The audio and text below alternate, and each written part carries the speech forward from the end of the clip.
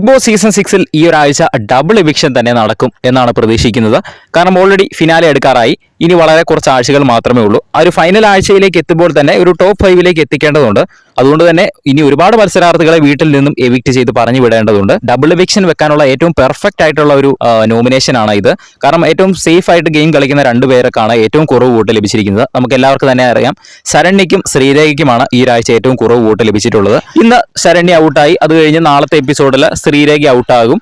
അങ്ങനെയാണ് ഞാൻ പ്രതീക്ഷിക്കുന്നത്. അല്ലെങ്കിൽ നേരെ തിരിച്ച് സംഭവിക്കാം. ഇന്ന് ശ്രീരേഖ ഔട്ടാകും, അത് കഴിഞ്ഞിട്ട് നാളെ ശരണ്യ ഔട്ടാകും. എന്തൊക്കെ തന്നെ പറഞ്ഞാലും ഈ ഒരു രണ്ടുപേര് ഈ ഒരാഴ്ച ബിഗ് ബോസ് വീടിനോട് വിട പറഞ്ഞിരിക്കും. കാരണം നിലവിൽ ഇപ്പോൾ അത്യാവശ്യം അവിടെ സേഫ് ഗെയിം കളിക്കുന്ന രണ്ടു പേരാണ്, ശരണ്യയും അതുപോലെ തന്നെ ശ്രീരേഖയും. ശ്രീധുവാണ് നിലവിൽ അവിടെ ഏറ്റവും സേഫ് ഗെയിം കളിക്കുന്നത്. പക്ഷെ ശ്രീധുവിന് വോട്ടുള്ളത് കൊണ്ട് തന്നെ എന്തായാലും ഈ ഒരാഴ്ച പുറത്തു പോകില്ല. രണ്ട് സേഫ് ഗെയിമേഴ്സിനെ പുറത്തേക്ക് വിടാൻ കിട്ടിയ ഏറ്റവും ബെസ്റ്റ് മൊമെന്റ് ആണ് ഇത്. ഈ ഒരു ആഴ്ചയിൽ തന്നെ ഈ ഒരു രണ്ടുപേരെയും, അതായത് ശരണ്യനും ശ്രീരേഖയും എവിക്ട് ചെയ്യപ്പെടുമെന്ന് തന്നെ നമുക്ക് പ്രതീക്ഷിക്കാം. നിങ്ങൾ എന്താണ് ആഗ്രഹിക്കുന്നത്? ഈ ഒരു രണ്ടുപേരെ പുറത്തേക്ക് വിടണോ, അതെയോ ഏതെങ്കിലും ഒരാളെ മാത്രം എവിക്ട് ചെയ്താൽ മതിയോ? എന്താണ് നിങ്ങളുടെ ആഗ്രഹം എന്ന് താഴെ ഒന്ന് കമന്റ് ചെയ്യുക.